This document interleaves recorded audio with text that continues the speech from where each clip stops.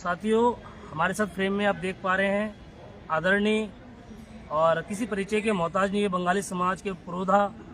और समय समय पर बंगाली समाज का मार्गदर्शन करते हैं, ऐसे हमारे आदरणीय श्रीमान एडवोकेट श्रीमान शंकर चक्रवर्ती जी मेरे साथ फ्रेम में मौजूद हैं। और साथियों, आज जो इस लाइव आया गया है उसका जो विषय है, अभी हाल ही में श्री गुरुचांद ठाकुर स्मृति सहायता कोष 2025-26 का जो बंगाली समाज के छात्र छात्राओं के शैक्षिक उत्थान के लिए यह कोष उत्तराखंड सरकार द्वारा जारी किया गया है। और हमारे साथ फ्रेम में मौजूद हैं हमारे आदरणीय काकू श्रीमान शंकर चक्रवर्ती जी, जो कि इस फंड के जो इस सहायता कोष के जो श्री गुरुचांद ठाकुर स्मृति सहायता कोष है उसके उपाध्यक्ष भी हैं और उस संस्था में शामिल भी हैं। तो मैं चाहूँगा कि जो छात्र हमारे जो शिक्षा ग्रहण कर रहे हैं और बंगाली समाज के जो छात्र हैं जो उत्तराखंड में निवासरत हैं, तो वह इस योजना का कैसे लाभ ले पाएंगे,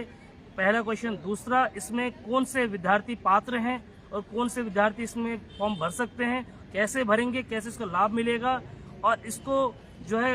कि कब तक उनके पास जो है किस प्रक्रिया के अनुसार उनको इस योजना का लाभ मिलेगा, विस्तृत जानकारी मैं चाहूँगा हमारे आदरणीय श्रीमान शंकर चक्रवर्ती जी, जो कि एडवोकेट भी हैं पेशे से और समाज के लिए हमेशा निरंतर मार्गदर्शन देते हैं। मैं चाहता हूं कि आप अपनी इस विषय पर पूरी जानकारी, जिससे कि हमारे बंगाली समाज के ज़्यादा से ज़्यादा लोगों तक ये मैसेज पहुंचे फेसबुक के माध्यम से और ज़्यादा से ज़्यादा लोग इस योजना का लाभ उठा सकें और लाभ प्रदान करके शैक्षिक उत्थान में अपना उज्जवल भविष्य हेतु इसमें अच्छा लाभ ले सकें। मैं चाहता हूँ कि शंकर चक्रवर्ती जी हमारे इस विषय पर अपनी पूरी जानकारी फेसबुक में साझा करें। धन्यवाद एडवोकेट संजय जी। जैसा कि अभी बच्चों को मालूम होगा कि आप लोगों का जो है जो श्री गुरुचांद ठाकुर स्मृति पास से लीजिएगा, आवाज भी आ जाएगी ना सर की। स्मृति सहायता बीच में रोटेट और डिवाइस लेके आ रहा है, कर देना बस बीच में सेंटर में जैसे आएगा। सहायता कोष का जो है एडवर्टाइजमेंट निकल चुका है और 9 फरवरी इसका लास्ट डेट है। इसमें उच्च शिक्षा के लिए, उच्च शिक्षा मतलब 12th पास के बाद की जो भी एजुकेशन है वो, और तकनीकी शिक्षा, चिकित्सा सेवा, चिकित्सा शिक्षा या अन्य कोई भी शिक्षा जो 12th पास के बाद जो है वो इसके लिए एलिजिबल है। और इसके साथ ही साथ 9 फरवरी लास्ट डेट है। फॉर्म जो है वो साइड में दिया हुआ है और आप लोग फॉर्म लेके भरना होगा और उसमें जिस विद्यालय में आप पढ़ रहे हैं उस विद्यालय के प्रिंसिपल साहब से आपको उसका सत्यापन भी करना होगा। दूसरी बात यह है कि इसमें एक कंडीशन ये भी है कि आपके टोटल पारिवारिक इनकम जो आपके माता पिता का है वो 2,50,000 से ज़्यादा नहीं होना चाहिए वार्षिक। तो इसमें हम यही चाहते हैं कि मैक्सिमम लोग जो है वो फार्म भरें, छात्र छात्राएं दोनों ही इसमें एलिजिबल हैं। और जिन्होंने लास्ट ईयर जो एग्जाम पास किया है या सेमेस्टर पास किया है उसमें कम से कम उनका 50% मार्क्स होना चाहिए, क्योंकि ये स्कॉलरशिप है और स्कॉलरशिप में जो है ये क्राइटेरिया है कि 50% जो है मार्क्स उनका होना चाहिए। यही उसका मूल बिंदु है। और इस कार्य के लिए जो हमारे बंगाली कर्मचारी उन्नयन समिति है वो लोग भी इसमें बहुत ज़्यादा सहयोग कर रहे हैं। इस समिति में मैं उपाध्यक्ष हूँ, 2 सदस्य और हैं, एक शक्ति फार्म से श्री विष्णु परमानिक जी हैं और दिनेशपुर से श्री शिशिर हालदार जी हैं। इसके अलावा दिनेशपुर में कर्मचारी उन्नयन समिति के जो प्रेसिडेंट हैं, वर्तमान जो प्रदेश प्रेसिडेंट है रवि सरकार जी, या रुद्रपुर में शिवपत राय जी और शक्ति फार्म में सब्यसाची हालदार जी, ये तीनों लोग जो है आपको असिस्ट करेंगे। इसके अलावा भी जो लोग संगठन में हैं, जैसे बंगाली कर्मचारी उन्नयन समिति है या बंगाली कल्याण समिति है या जो युवा समिति है, इनके लोग भी आपको सहयोग करेंगे। जहाँ अगर कहीं पर कोई प्रॉब्लम आपको आ रही है तो ये लोग सहयोग करने के लिए तैयार हैं। लेकिन यही बात है कि आप लोग जो है हर हालत से जो है 9 फरवरी से पहले ये फॉर्म विकास भवन रुद्रपुर में आपको जमा करना होगा, 124 नंबर रूम में। अच्छा, मैं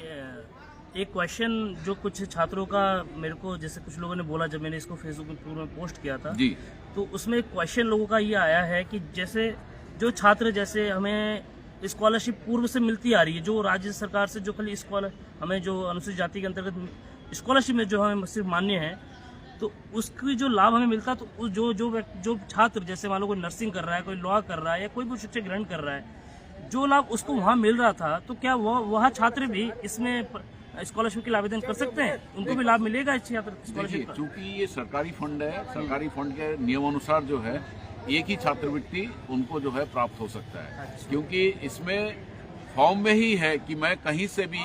किसी छात्रवृत्ति योजना के तहत जो है छात्रवृत्ति नहीं ले रहा हूँ, तो इसलिए एक ही छात्रवृत्ति के जो है वो पात्र होंगे। अच्छा, मतलब छात्रों में आपको बताना चाहूँगा, जो एक क्वेश्चन आया था कि जो पूर्व में जो जैसे विद्यार्थी हैं, जैसे मान लो कोई लॉ कर रहा है कोई द्रोण कॉलेज से या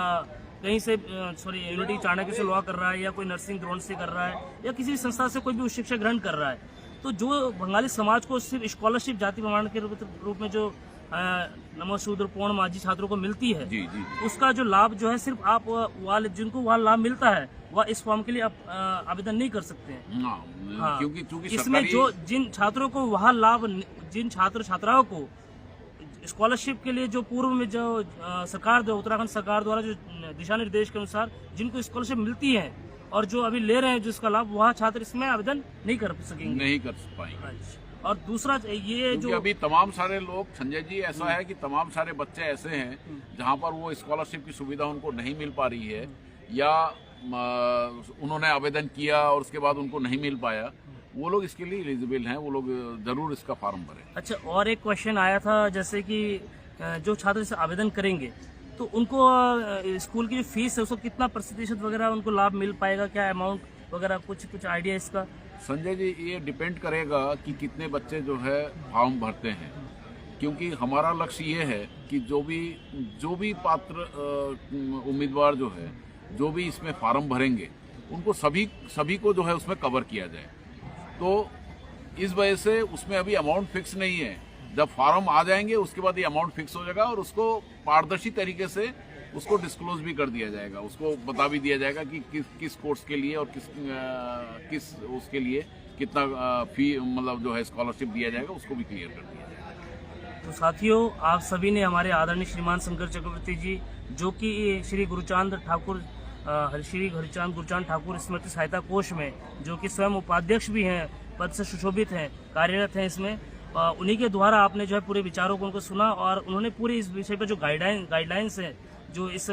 योजना की, उसके विषय में आपको पूरी जानकारी दी। और मैं मेरे बंगाली समाज के उत्तराखंड में निवासित सभी छात्र छात्राओं से निवेदन करता हूं कि आप अधिक से अधिक इस वीडियो को शेयर करें, और जिससे कि हमारी मैसेज ज़्यादा से ज़्यादा लोगों तक पहुँचे, ज़्यादा से ज़्यादा छात्रों तक पहुँचे, और ज़्यादा से ज़्यादा बंगाली समाज के छात्र यह सिर्फ जो है योजना बंगाली समाज के छात्र ही ले सकेंगे। यह जो योजना है वो सिर्फ बंगाली समाज के छात्र छात्राओं के शैक्षिक उत्थान के लिए उत्तराखंड सरकार द्वारा प्रदान की जा रही है, जिसका लाभ सिर्फ बंगाली समाज के छात्र ही ले सकेंगे। तो साथियों, आप सभी विलंब ना करते हुए अधिक से अधिक इस योजना का लाभ लें। और अगर मैं इस लाइव सेशन में हमारे आदरणीय काकू और जो भी इसमें अध्यक्ष हैं और जो भी अन्य पदों पर हैं, उन सभी का नंबर मैं पोस्ट कर दूंगा। किसी भी छात्र छात्राओं को अगर इस फॉर्म में भरने में और इस योजना में कोई भी जानकारी चाहिए होगी तो हमारे आदरणीय काकू श्रीमान शंकर चक्रवर्ती जी को फोन करके जानकारी प्राप्त कर सकते हैं। जय हिंद, जय भारत, इंकलाब जिंदाबाद, बंगाली एकता जिंदाबाद। मैं एक चीज संजय जी और क्लियर करना चाहता हूँ कि इसका क्षेत्र जो है पूरा उत्तराखंड है। उत्तराखंड के जो बंगला भाषी जो छात्र हैं और छात्राएं हैं, वही लोग इसके आवेदन कर सकते हैं। मतलब इस अंकल हमारे आदरणीय काकू श्रीमान शंकर चक्रवर्ती जी का कहना है कि जो ऋषिकेश में अगर कोई छात्र रहता है जी, तो वह भी लाभ ले सकता है, अगर कोई पहाड़ में भी रहता है तो वो भी लाभ ले सकता है। बस शर्त यह है कि वो बंगाली समाज का छात्र हो, बंगभाषी हो, वह लाभ ले सकता है, चाहे वो काशीपुर का हो, चाहे आपका लालकुआ का हो, चाहे आपका कहीं भी बंगाली समाज उत्तराखंड में निवासरत कहीं भी बंगाली मूल का छात्र है, तो वह इस योजना का लाभ